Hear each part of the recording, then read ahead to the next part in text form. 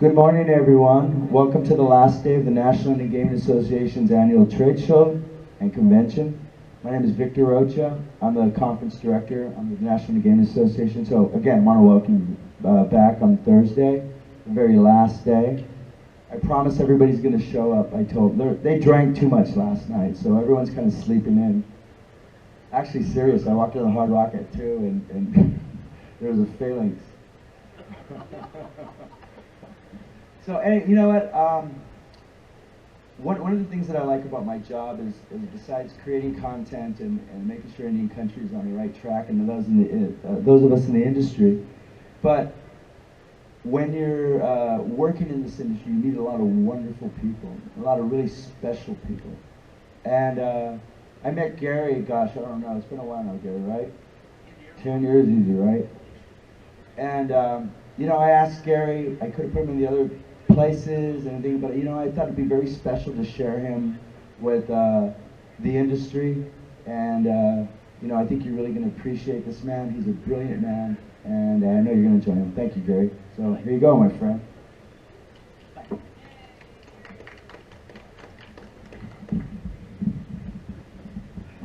Yeah, early morning is a challenge. This isn't the smallest group that I've ever talked with. I was thinking about this earlier. I'd just come off of a record tour in about 1983 and 1984, and I was in D.C., and I got this call from, my agent got a call from Jesse Jackson's office. There had been a police shooting in PG County, Prince George's County, Maryland, and he was going to do this big press conference, and they wanted me to attend this press conference. I'm like, cool, I'll go to this press conference. So they rented an auditorium, and I don't know what they were thinking, but they rented this auditorium that would seat 2,000 people for this press conference. So I get up, and the press conference is at 8 o'clock in the morning because they wanted to make early editions and everything. So I go to this press conference, and Jesse Jackson was there, and 2 of his assistants, and me. There was no press, there was no audience. So, you know what, this is a good crowd, this is a good group. I'm going to talk about formulas that make a brand, what makes a brand great. And I'm really going to talk about 5 different things. This is sort of an agenda that's coming up on the screen here. I'm going to talk about 5 different things. I'm going to talk about understanding a brand. I'm going to talk about how you can project earnings, real money, based on your brand. I'm going to talk about how you can use your brand to increase revenue. I'm going to talk about changing markets, because everywhere I go, people are talking about what's up with the millennials, what's going on with this market. So I'm going to talk about that market. And then ultimately, what I'm really talking about is how to make a brand really great, how to make it into something very cool. You know, there was a Warren Beatty movie, probably from about the same time I was just talking about with Jesse Jackson, the 80s. And Warren Beatty in the movie, he plays a journalist who had just come back from the First World War. And he didn't really want to talk about it. He was attending a luncheon, and someone noticed he was in the room, and they said, come up and tell us about the war. What's this war really all about? And he really didn't want to do it, but he gets up and he walks through the room. It's a long, drawn-out scene. He comes walking up. He eventually makes it up to the stage. There's applause. He comes up to the microphone. He adjusts the microphone, adjusts his tie. And so the person introducing him said, so what's this war really about? He said, profit, and turned around and walked away. End of speech. And it occurred to me, as I was putting this presentation together, is there one word that can talk about brands? Is there one simple word like profit for the First World War? And the answer is yes, there is. And that word is formulaic. And that's really what I'm going to talk about, is what can be formulaic? What makes a formula happen? Here's the thing, at the end of the day, all of our casinos are exactly alike. I mean, they really are. We've got the same ugly carpet from about 5 different vendors. We've got the same costumes from about 3 different vendors. We've got the same games. The games pay out the same. It's basic. You know what? Today, even management is the same. You know, you go into one casino and you're talking to a GM or a marketing guy there. Oh, didn't you used to be at so-and-so casino over here? It's all the same. So the question comes, why does one casino make a tremendous amount of money and the casino down the road is not making anything? Why is it that in Vegas, one casino's EBITDA recently was $57.4 million, while the casino next door to it, literally next door, it was $87.2 million, and the one next over lost $56 million. All three were owned by the same company, and they had basically the same games, the same carpet, the same people. What's the deal? Why is it that in Atlantic City, one property is winning $55 million a year, and another one is losing $10 million a year? And again, it comes to the feeling, it comes to the formula. At the end of the day, we're all the same in that sense. Again, a highly formulaic business. So I'm going to start by talking a little bit about marketing. Can you spot the marketers in this picture? A few years ago, I took over operating a casino in Oklahoma, and I pulled the entire staff together on one of my first days there. And I said, I want to talk about who our best customer is. Can you tell me who the best customer is at the casino? There's 400 people sitting in this room, and it's dead silent. I said, come on, somebody tell me who the best customer is. Finally, somebody from marketing raised their hand, and they said, well, I think it's probably a white woman, 55 years old, retired. I said, no, I don't want a demographic description. I want the name of the best customer that comes into this casino. Who on the staff here can tell me that? Finally, after coaxing them and coaxing them and coaxing them, this one girl sitting on the front row sort of raises her hand, and she says, I think it would be Tim Johnson. He comes in on Thursdays, and he spends usually $125 at first. Then he puts more money in. He comes back in on Saturdays, but his wife's with him then, so he can't spend as much money then. But I think he's probably our best customer. So I was blown away. That's what I wanted to hear. So what do? You know what she did? She cleaned ashtrays for a living. But she was on the floor. She was the front line. She knew what the marketing director didn't know. She knew what the GM didn't know. You know, typically when a guest comes to a casino, who do they see? Do they see the GM? Do they see the vice president of marketing? Do they see any of the back of the house people that are making the strategic decisions for the casino? No. I'll tell you who they see. They see a security guard. They see the person cleaning the ashtrays. They see the person pushing the cart through. Maybe they see a cage cashier, but with the kiosk and everything now, you're probably not going to see a cashier. You'll see somebody at the Players Club. You'll see somebody mopping the floor. Maybe if they're playing table games, they'll see a dealer. That is the frontline employee. That's who knows the customers. Yet, we don't routinely integrate those people into the branding, into the marketing, into making the money for the casino. I want to tell you about what I call the red light paradigm. I was sitting a few years ago up in Seattle. I was in the office of Dan Nordstrom, one of the founding brothers of the Nordstrom department store chain. And we're discussing some esoteric future of the internet or something. We're sitting there having this discussion. And in the middle of the discussion, the lights, the fluorescent tubes up in the ceiling, cut off, and they're replaced by red lights. And it's on the entire floor in the back of the house at Nordstrom's. And it's like, it's like on the bridge of the Enterprise when there's a red alert. These red lights came on and the white lights went off. And Dan Nordstrom said, excuse me just a minute. He picks up the phone, pushes a button on the phone. Good afternoon, Nordstrom's, may I help you? Yes, ma'am, I believe we do have that in stock. And he goes to his computer and he starts typing. Yes, ma'am, we have that in your size. Would you like for me to hold that for you? Yes, that'll be at register so-and-so on the second floor. He gets off. As soon as he hangs up the phone, the lights come back on. And I'm sitting there going, what the hell was that all about? He said that inside Nordstrom's, every employee, from the janitor to the founder of the company, is trained in customer service. If the phone rings more than 3 times, red lights come on in the back of the house, and every single person knows how to take that customer service call. Every single person is trained to handle customers. Because you know what Dan Nordstrom knew? He knew that his business was about customers. Wouldn't it be interesting if we in the casino business knew that our business was about players, was about customers? The power of a brand can be an incredibly powerful tool if you know how to use it and if you understand what it is. One of my favorite brand stories, and I've been talking about this all week to people at dinner and stuff, is my Cheerios versus Crispy Oats story.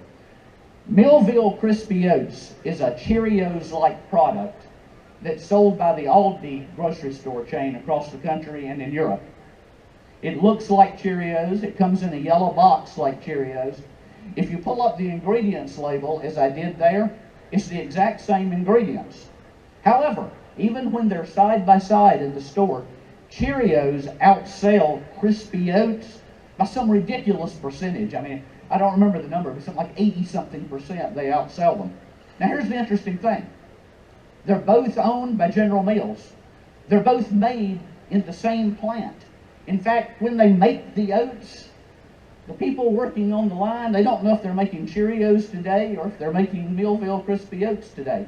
It's the same product, but the Cheerios outsell them. It's the power of the brand. The power of that brand, I can't emphasize how strong it is. You know, with all the talk of online gaming, when online casinos come back and you can actually gamble real money and there's not all this controversy going on, your average consumer out on the street, where do you think they're going to trust to put their credit card number in? Are they going to go to harrahscasino.com?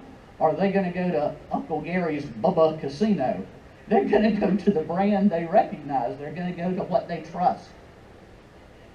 But beyond just knowing the brand, you have to do something with it. There has to be power behind that brand. One of my favorite branding stories is my experiences with Delta Airlines. Up until last year, I flew about 150 times a year. Keep in mind there are 52 weeks in a year. I flew about 150 times a year. Delta was my airline. Notice I used the word my. It was my airline. And let me tell you why Delta was my airline. I had to fly from, on one particular trip, I had to fly to speak at a show in Boston. I live in Palm Beach, Florida. So to fly on Delta, I had to fly from West Palm Beach to Atlanta, from Atlanta to JFK, then from JFK a hopper up to Boston. And that series of flights, a coach ticket on it probably cost me at least 2 times, maybe 3 times what a nonstop would have cost me on American or on a discount flyer like Spirit. But I chose Delta anyway, and here's why. First of all, I bought a coach ticket and they automatically upgraded me to first class because I was a diamond flyer with them. But that aside, my flight from Atlanta to JFK got in late. And there was no way I was going to make it over to the commuter terminal. I mean, it's just too far. There was no way. So I'm already thinking I've got to plan another flight. Maybe Delta will help me out on this. I step off of the plane onto the jetway, ready to go into the terminal. And there's a lady there holding that sign that says, Delta welcomes Gary Green. So I walk up to her and say, hi, I'm Gary Green. She said, you've got a tight connection. Come with us, please. She takes me down the stairs. I never go into the terminal. She takes me down the stairs. There's a Porsche Cayenne waiting for me downstairs with a driver and someone to help me there. I get into the Porsche Cayenne. They fire it up. We shoot across the tarmac. We drive to the other terminal. They pull up beside the plane, take me up the stairs, and I go up the stairs and I make the plane in time. Now, they didn't do that because I'm a guy that has a TV show and because I write books and all that kind of stuff. In fact, they have no idea who I am. But they had an algorithm going on somewhere in their system, in their back-end system, that said you've got a diamond level player, a diamond level customer, and they've got a problem. Implement system number 403, which means print out the sign automatically, send the car over, send the 2 people over. And who knows how many times they do that. I'll talk more about Delta's numbers in a minute. But that made Delta move in my life from the airline or an airline to my airline. What if we could do that with casinos? What if, you know, I built a casino on an island, St. Kitts. And I went down there to St. Kitts. Delta doesn't go to St. Kitts. Bummer, man. I had to fly American Airlines. So I'm flying American down to St. Kitts. I bought a first class ticket, so I got the chocolate chip cookies and all the cool stuff they do. But it wasn't my airline. Nobody said, oh, Mr. Green, good to see you. Nobody slapped me on the back. Nobody, it wasn't the same. It wasn't my airline. It was nice, but wasn't my airline. Branding once again, is incredibly powerful. In the 2015 Republican presidential primary, I was asked, CBS News put me on as a commentator on a couple of the debates. And one of the things I was talking about as I was doing commentator, because I used to work for Trump and was instrumental in building that brand, love him or hate him. One of the things that I talked about was, of that crowded field, if we went into the airport that I'd just flown into, and we stopped 100 people in the airport, or 100 people in the shopping mall, and we showed them these pictures in 2015, how many of these people, whoops, too far, how many of these people would they know on sight? And even if I read their names, who knows Governor Kalish? I mean, who knows these names? But of that entire field, the one name that they would know was Donald Trump. Once again, love him, hate him, it has nothing to do with it. It's the brand. It's what you know. Even the slightest differentiator, the slightest thing that will set a brand aside, is a powerful tool. And it's a powerful tool that we're going to talk about how to use and how to turn that brand from thee to my. The first thing we have to do is understand the difference between our goal and a task. Our goal is to make that brand into a revenue tool and build revenue with it. The tasks along the way are tasks of marketing, of customer service, lots of little pieces that go into it. When I'm talking about the difference in a task and a goal, one way I often illustrate it is I'll talk about a construction site where a small construction company is going to build a house. It's going to be a brick house, and one day the truck shows up to deliver all the bricks. They need to unload the truck. So he sends his entire crew over, the boss sends his entire crew over to unload the bricks.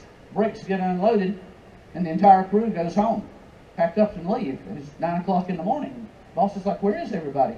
Well, you said all they had to do was unload the truck, so they're gone. That is the confusion of a task with a goal, and it ridiculously happens all the time. Trump used to do it all the time, where we would confuse branding with promotion. Yes, that's a picture of the President of the United States dressed as a chicken.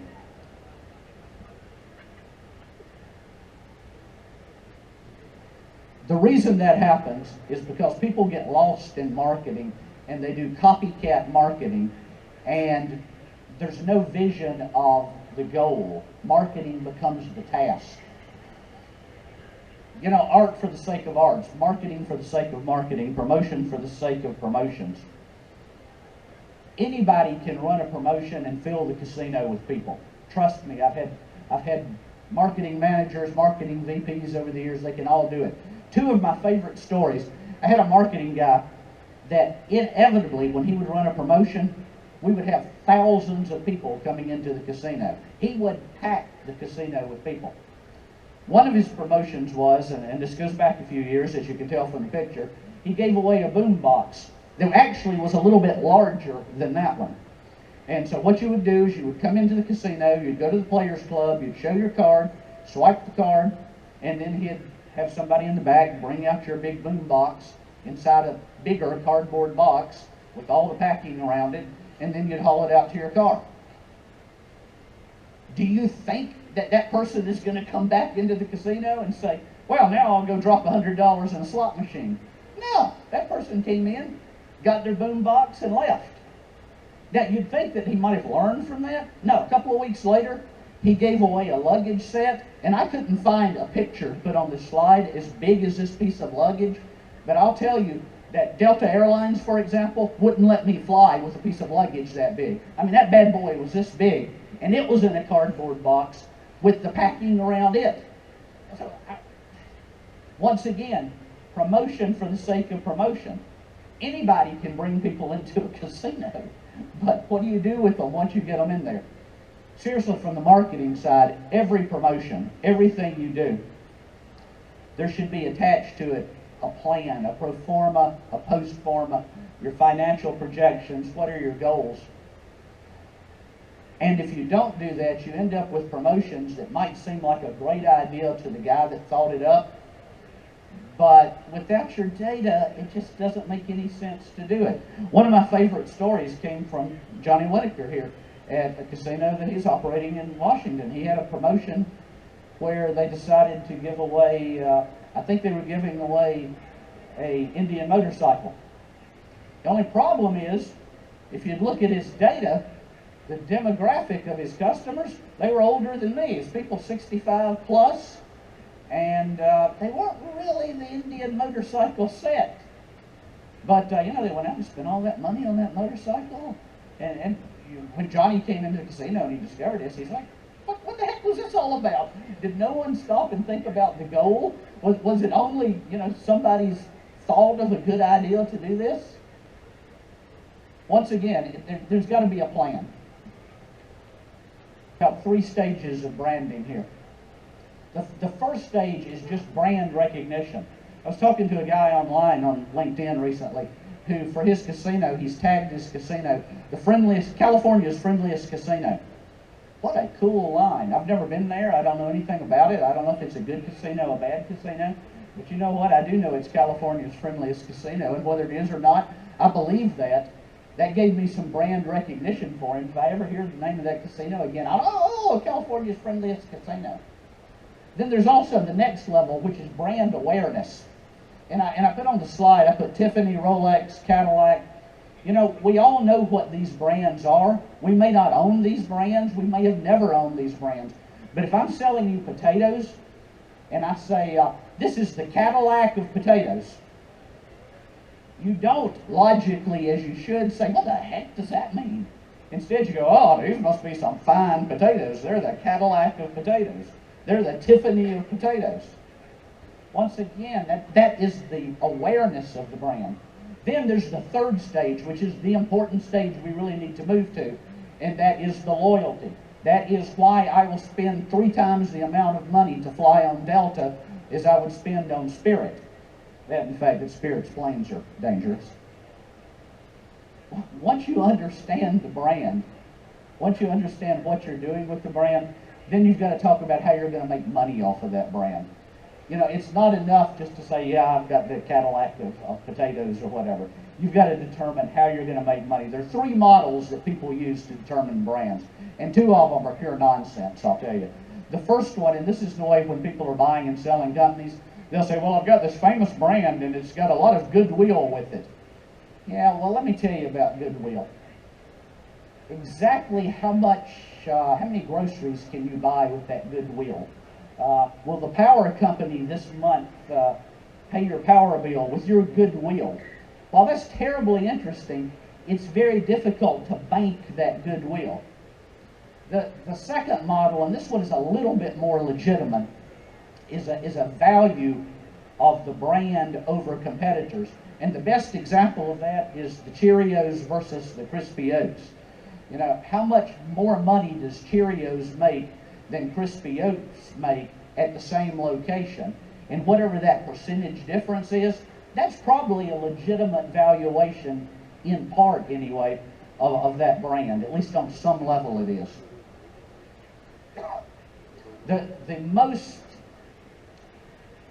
The most believable and realistic valuation of a brand comes from a guy at Harvard named Michael Porter, who has spent his life studying brands. And he says that a brand, really, the value of a brand is 3 things. There's a legal analysis of the brand, there's the behavioral analysis of the brand, and there's the financial analysis of the brand. And that tells you the power of the brand. I'm going to go back to Delta again.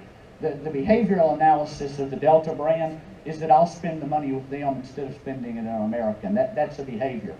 If we apply this to a casino, if there's a way to do that, and there is, then I will go to this casino instead of one that's 20 miles closer to my house. I ran a casino one time here in Southern California, and we were off the face of the earth. And to get to our casino, you had to pass some very good, very serious casinos. You had to drive by Morongo. You had to drive by Agua Caliente.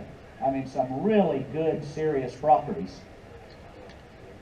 We did about $100 million a month in going in at that property.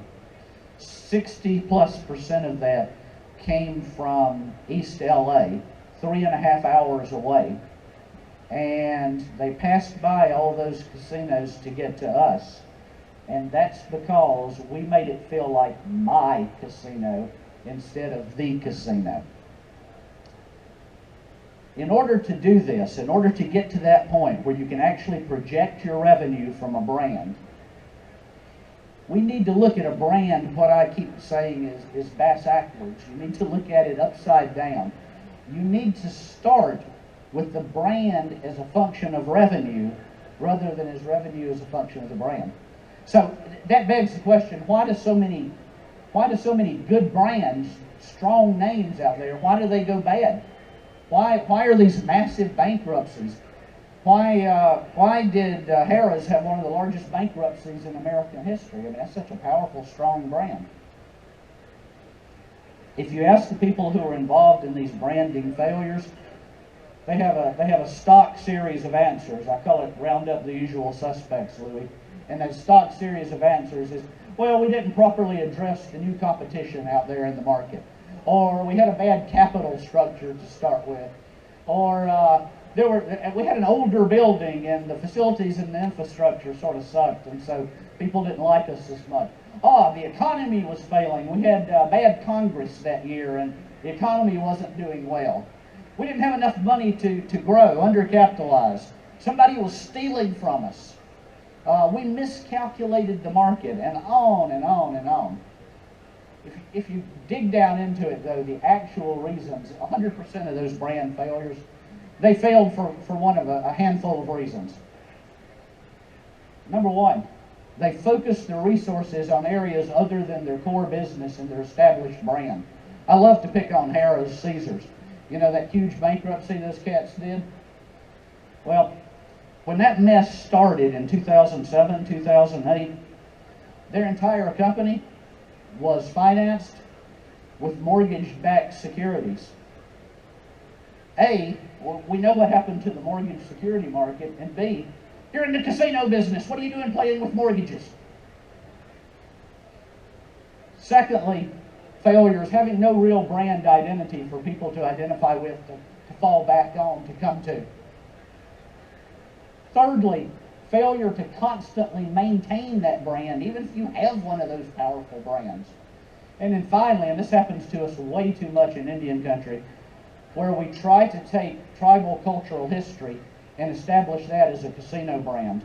And that's not only insulting in many ways, but it just doesn't work. It's not a plan. So to build the brands the way I'm talking about, we really have to start with a plan, a strong plan. And what I turn to are systems that have been proven over the years. They've been proven in old Vegas for decades, in the old Las Vegas. If there's a accounting system that was approved, that was created and proven by Texas Instruments back in the 70s. There's my Delta Airlines model. There's the model of the catalog industry that's been adopted by Amazon. She has arrived. It's Ginger, a real live tic-tac-toe playing chicken. Trump 29 Casino invites you to play in the $10,000 Chicken Challenge, now through March 31st. Play every day, beat the chicken, and win $10,000. It's that easy, and it's free. What are you afraid of? You're not chicken, are you? We are live at Trump 29 Casino, where Ginger, the tic-tac-toe playing chicken, has lost again. The big boss man's in the conference room with the chicken right now. Let's take a listen. You're fired. He just fired Ginger. This is a total disaster. I know you're wondering why I've called this meeting. He's fired Ginger. I know you're just apprentices, you're just beginners, but you've got to step up to the plate. You've got to learn to play tic-tac-toe. Apprentice Tic-Tac-Toe Chicken Challenge, Trump 29 Casino. Lots of winners, and it's free to play. They called her unbeatable. Then, the unthinkable happened. You're fired. He's fired Ginger. Suddenly, a flock of unknowns was thrust into the spotlight. You've got to step up to the plate. Everyone wanted to know who the winning apprentice would be. Now, we have seen the future, and her name is Ruby. Introducing the new $10,000 Tic-Tac-Toe Chicken Challenge only at Trump 29 Casino. Play for free every day, noon to 8 p.m. Ruby, I hope you know there's more than one job on the line. You can have flash, you can have branding, you can have a lot of fun. But behind all of it, just like behind that little video, there's a lot of planning. There are a lot of numbers. We knew in advance, before we put a tic-tac-toe playing chicken in there, how much incremental revenue I was going to make. If I have the chicken in there on Tuesdays, and I normally make this amount of money on Tuesdays, we knew exactly how much more money we would make on Tuesdays by having a chicken in there. To understand that revenue and understand how it fits into a brand, we have to define the difference between the sources of revenue and the business units. You know, a lot of times, especially in the commercial casino world, but in Indian country too, a lot of times I talk to people about where does your income, where does it come from? Where does your revenue come from? And they'll say, well, this much of it comes from gaming, this much comes from food and beverages. No. Those are the business units that make money. The sources are targeted direct mail, the brand itself, your advertising, people walking in, people live nearby. Those are the sources of your revenue. And that differentiation is an important differentiation, especially in our industry today, because we're hearing more and more in the media and at some of these trade shows, we're hearing more and more that gaming is not where the money is being made anymore. That restaurants are making more money, hotels are making more money, people are spending less in the casinos than they used to spend. The truth is, despite what you're reading or may hear about it somewhere, the truth is, based on the most recent annual reports of the largest casino companies, more than 80% of the revenue still comes from the casino floor. Still comes from slot machines, in fact, off the casino floor. The only place that there's a variance in that, and you see it on my little chart here, is in Las Vegas, where the business model of Las Vegas has changed in general. You know, for us, our casinos, we depend on the same people or the same group of people coming in week after week, day after day, and it's the regular customers. If you're a convention destination, if you're Las Vegas, your average visitor comes once a year, stays for 3 nights, and has a lot of other stuff to do other than sit at a slot machine for 4 hours for every day that they're there. So that's a different business model. But even with that Las Vegas Strip business model, there's still, Caesars still gets 63% of their revenue from gaming. Even MGM, 48% of their revenue still comes from gaming. But nationwide, that magic number is 80%. And just to be clear about what the media is saying about it, The Economist magazine recently quoted Sheldon Adelson on The Venetian, saying that 70% of his revenue comes from non-gaming. And the truth is, if you dig down into their annual report, 79% of their revenue comes from gaming.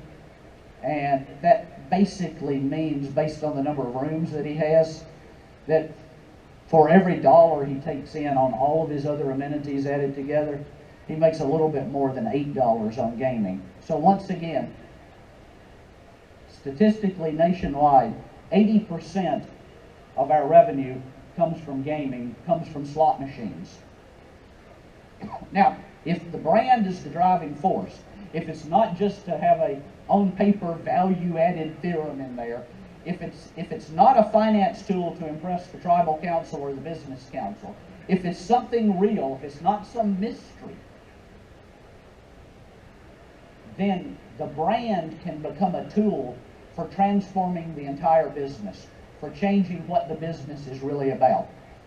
And to do that, there are 3 pieces of it. There's that over-the-top customer service piece that Delta and others do.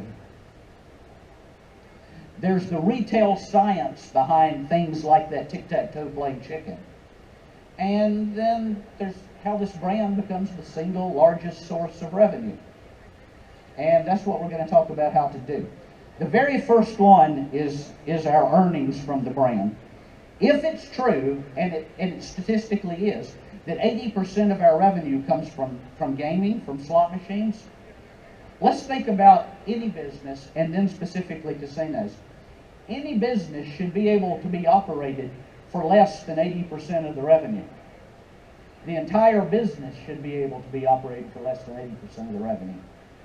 So If that's true, if the business is run by an average manager, never mind advanced techniques, but an average manager, 80% of the business's revenue comes from slot machines. Less than 80% will operate the entire business, your food and beverage, your hotel, pay your electric bill, everything. Therefore, your entire operation, your entire casino operation, your hotel, your entertainment, your food and beverage, can be paid for by your slot machines. That means that every dollar you make in any other business unit, if you're following this methodology, no matter how much you sell a night for in your hotel rooms, no matter how much you sell a hamburger for, that goes straight to the bottom line. And it goes straight to the bottom line because you've already paid all the expenses. You paid for the food, you paid for the maid service, you paid it all off of slot revenue. It all goes to the bottom line. That methodology is what I was talking about, the Texas Instruments created. It's called zero-based budgeting. And what it does is it builds the budget backwards based on what your revenue is, rather than saying, I'm going to go spend this much. The downside of it is it controls your FTEs. It controls how many employees you're going to have. The upside is, when I go in and do an analysis of a casino, or when people, again, like Johnny Winokur here, do an analysis of their own casino, they can tell you a year in advance how much money, line by line, they're going to spend on paper clips this year. And I'm not joking. They can tell you how much money they need to spend on ballpoint pens this year, based on their slot machine revenue. And they don't have to sit around and go, oh my God, my hotel's only going to have 80% instead of 83% occupancy. They don't care, because it costs them nothing. Now, in order to do that, in order to put that kind of budget together, you're going to have sources of data to look at. The good news is there are sources of data for comparison all over the place out there that you can go to. One of my favorites to go to is your own player tracking system, your own casino management system, if it's the right kind of system, if it has that data. If you want to do it with paper, there's some great reports out there that are put out by some of the audit firms, that are put out by some state governments, your own player club data, even some of the investment banks provide this data to you. So what you do is you go through that data and say, you know, an average casino of this size is spending this much on office supplies. What am I spending on office supplies, and why? Once you've done that benchmarking, then the issue becomes, how do you increase and track your revenue? The brand, as we're going to see in a second, is the only consistency that you have in tracking your revenue. You'll have successful promotions and you'll have turkey promotions, but the only thing that is consistent is going to be that brand. When I talk to people about how to start marketing, I always say in Marketing 101, whether you're selling Cheerios or lawnmowers or hotel rooms, the way that you market is you go find out who your best customers are and go get 100 more just like them. End of story. Marketing lecture over. That really is how you do it. So when Alice asked the Cheshire Cat, where do I begin? And the cat said, why, at the beginning, my dear. That beginning is knowing who your customers are. What's the target of your brand? Who are you trying to hit out there? And again, the best place to start that for existing properties is to look at your casino management system. Look at the player tracking system. Go in there and find out who your best customers are, because that's who you want to target. That's what you want your brand to attract and your brand to reflect. There's some really good systems out there, and there's some turkeys too.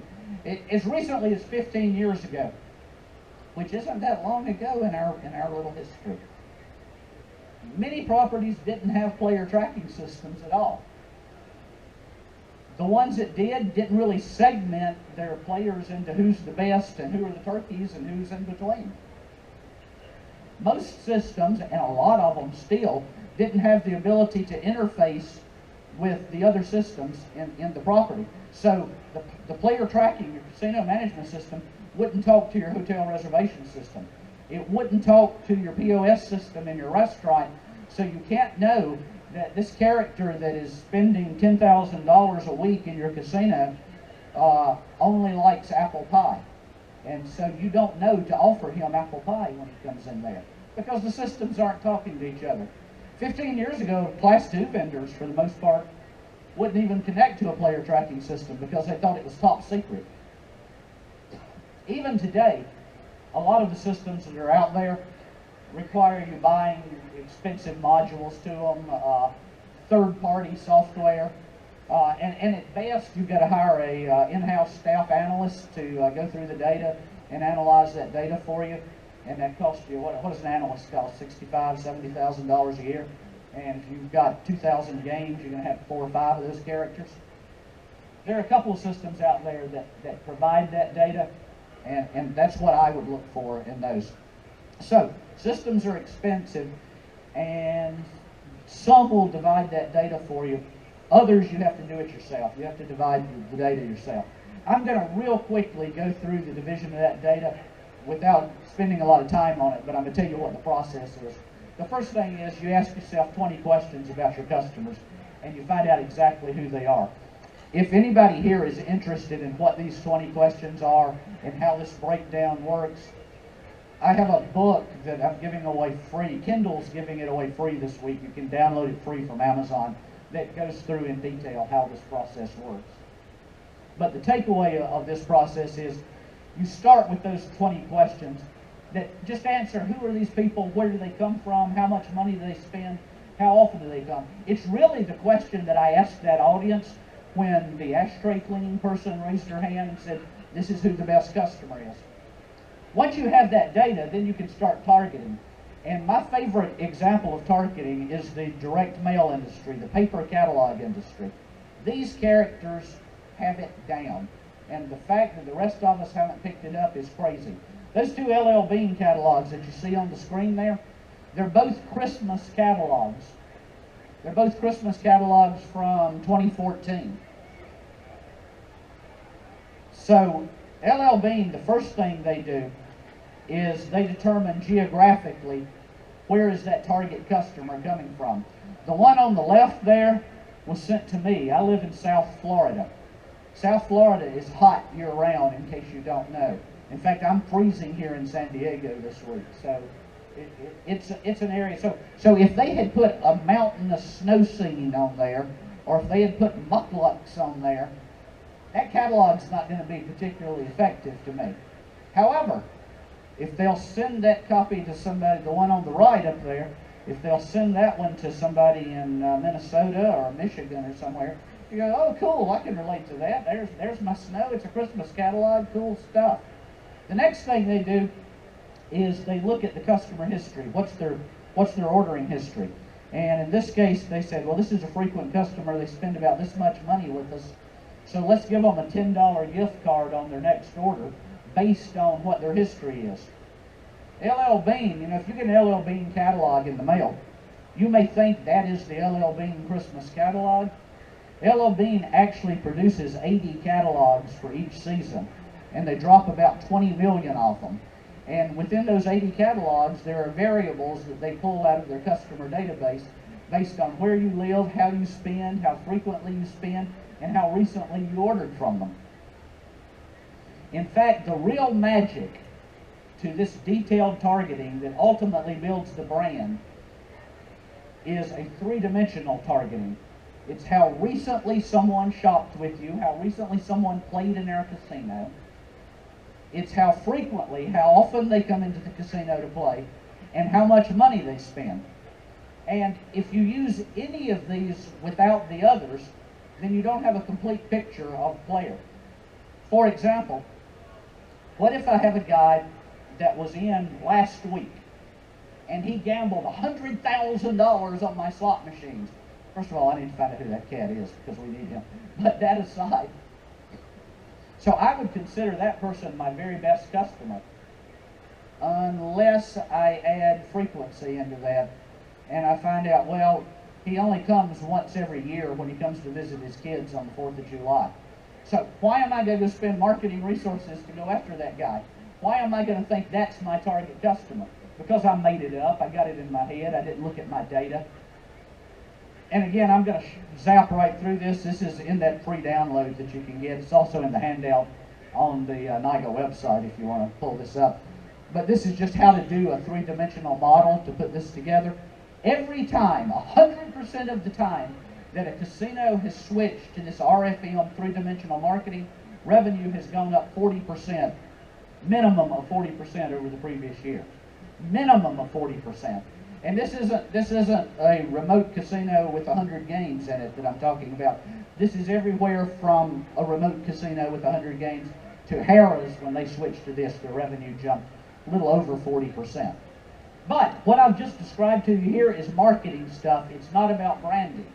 It would be as if Delta had all that cool information about me, how much I fly and all of that information, but then they didn't send the Porsche for me. They you know, hi, Mr. Green, good to see you. Hope you enjoy your trip.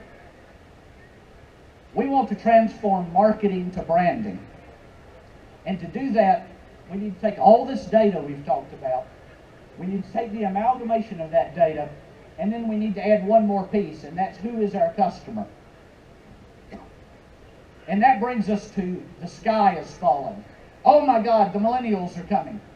They're going to take over the world. There are more of them than there are baby boomers. All of our customers are dying off. They're all getting old. So, even if our best customer profile using RFM says that a 68-year-old person is our best customer, that cat's going to be dead in 10 years or 20 years. We've got to get ready for these new customers. How can we change our customer demographic? My favorite news story of the coming generation was this news story that said Las Vegas is the boom overextended. A new breed of visitor is showing up in Vegas to enjoy the good rooms, food, and shows. But this is where it hurts, not to gamble. This new generation, the largest in the history of the world, clearly doesn't have their parents' and grandparents' propensity for gambling. Now there's major international pop culture and media announcing these kids are more interested in bars and music and entertainment. They stare at screens all day. They're not going to be slot machine players. Our business is going to hell. That's a pretty bleak picture. It's an awful picture of our future. And it shows that we are going away unless we address this new generation. Of course, there was no data behind that. So let me put some data behind that that'll explain a little more. That news article I just read you was from the June 20th, 1955 issue of Life magazine. That new generation they were talking about was my generation, the baby boomer generation. Staring at that screen all day that they're talking about, that's black and white television. So, let's compare the baby boomers to the millennials. They don't gamble, they have low net worth. They spend their money on bars, music, and entertainment, sex, drugs, and rock and roll, remember? Driven by technology, short attention spans, looking for adventure. Those slot machines are boring. It's the end of casinos. It's the end of our world. Branding has to be based on data. It can't be based on our emotions or what we read in the paper or Life magazine or something that we think is cool and interesting, like buying an Indian motorcycle to attract 65-year-olds. Panic versus data. The millennials' propensity for casino gambling is no different than the same age group 50 years ago. It's exactly the same. There is zero objective evidence in the world that millennials are any different in gambling behavior at all than I was when I was 18, 19, 20, than you were when you were 18, 19, 20.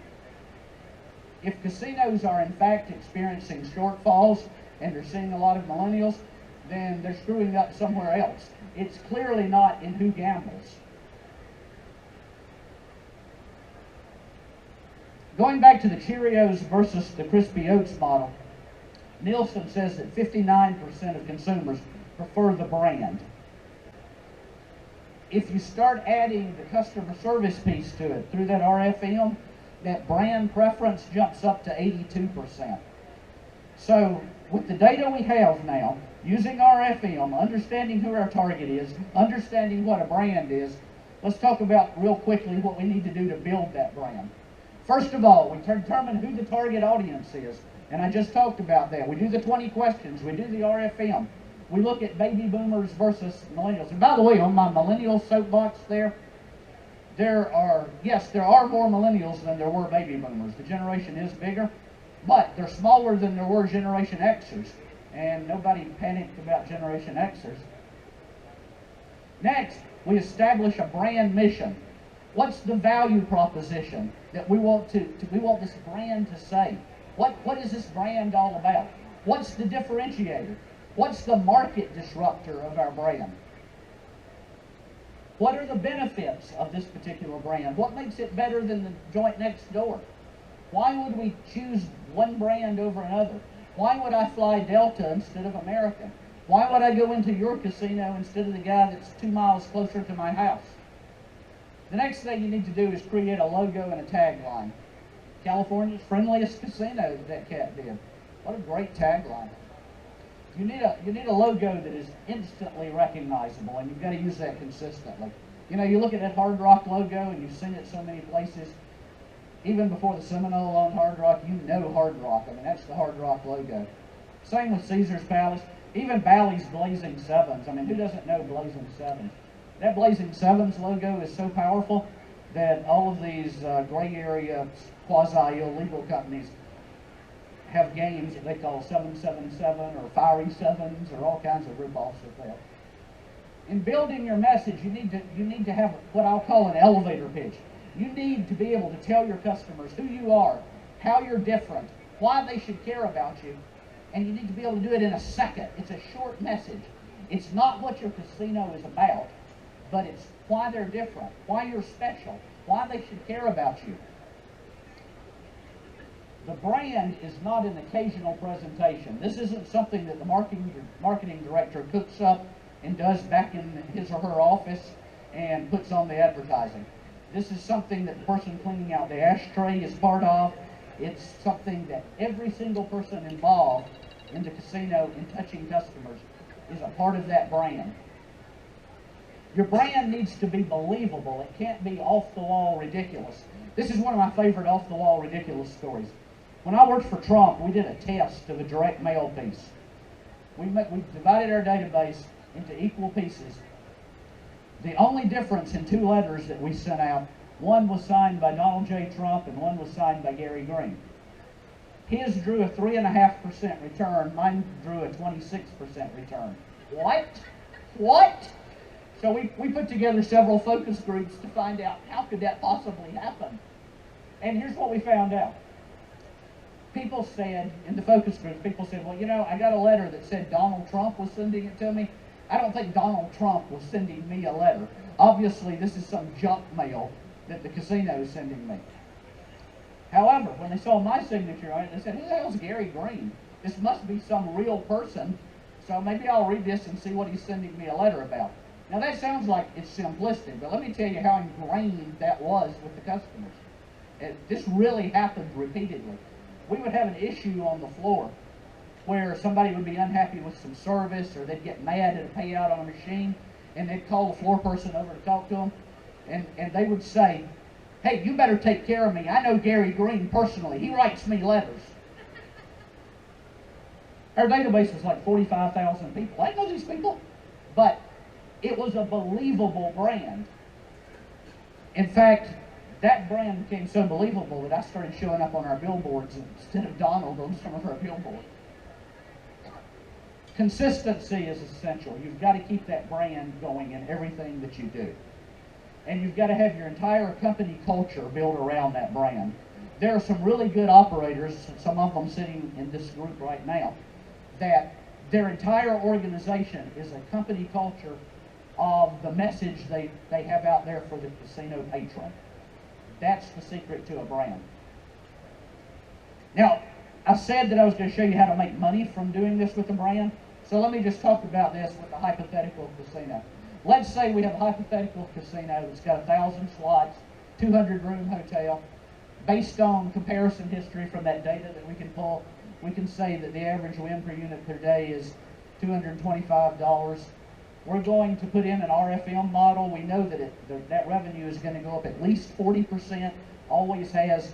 The truth is, between us, it's going to go up more than 40%, but 40% is the bottom baseline of it.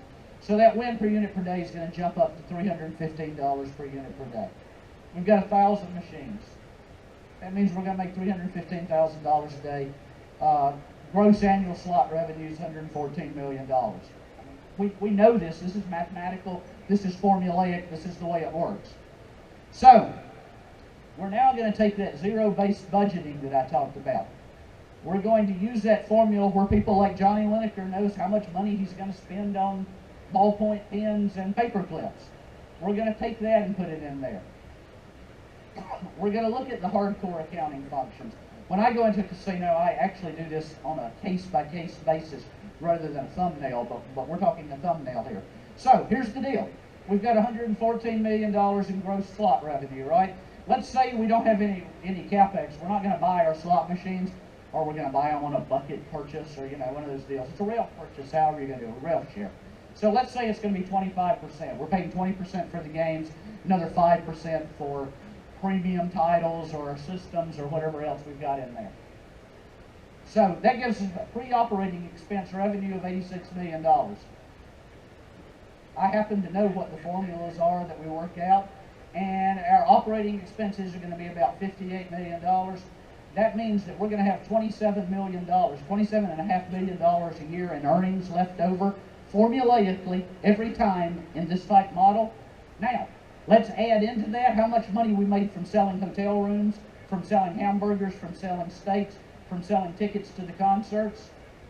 And that is how earnings work when you do it formulaically and when it's based on the brand. The branding paradigm for revenue is the customer relationship with the brand. That really is it. These other things are part of it, but it's the customer relationship with the brand. It is becoming my airline instead of the airline.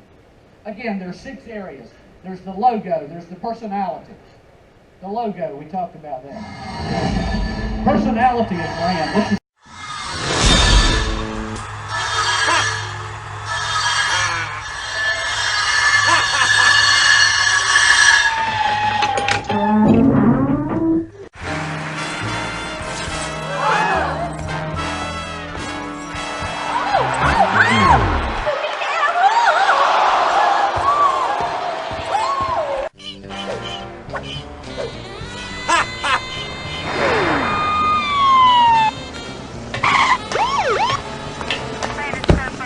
Hey you! Stop right there!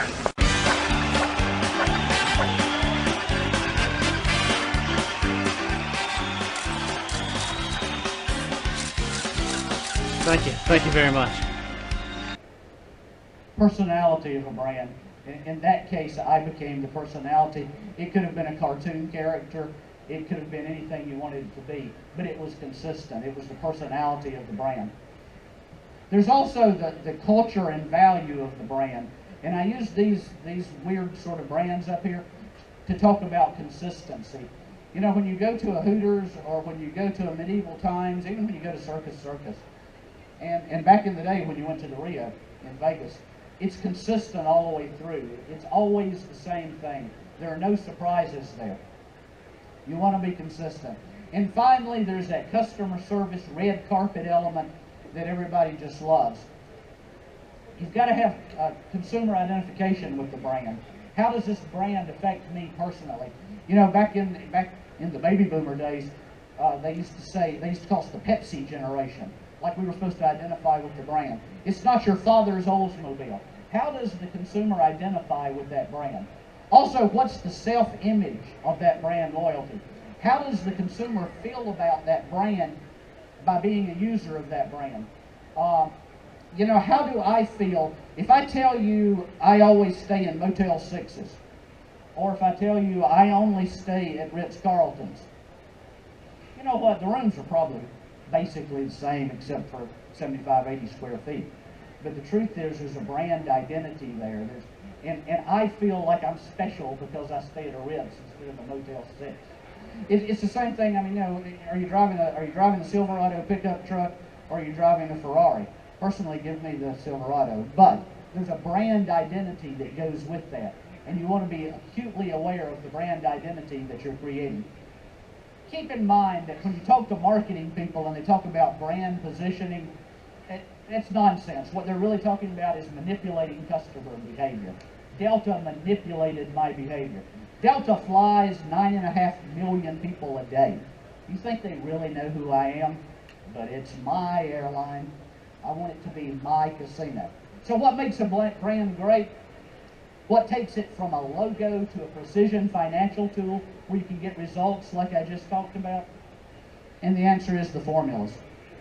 If you want to know more about this, if you want the details, the Kindle book is free today. There's a download of it on the show website here, and I'll certainly talk to anybody about it. And thank you for showing up and sitting through this today.